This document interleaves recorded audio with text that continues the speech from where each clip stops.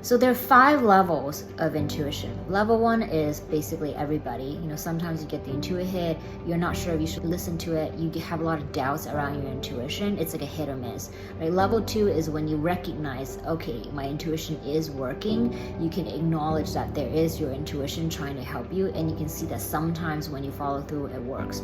Level 3 would be you actually having a working relationship with intuition. For example, I used to jump into the shower every single day, and I know that when I'm taking a shower, I'm like downloading information, right? I remember Sarah Blakely talked about how she would get into the car before her work, and drive for like an hour, and that's when she would get her intuition. So like you kind of have an active working relationship. That's level 3.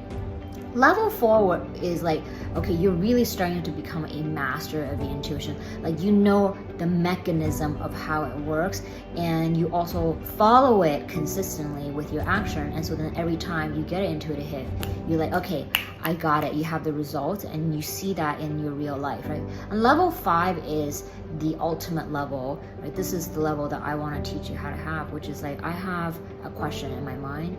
I want to know what the answer is, and I want to know what are my next steps. Like how do I need to approach this problem? What do I need to do to resolve this conflict, right?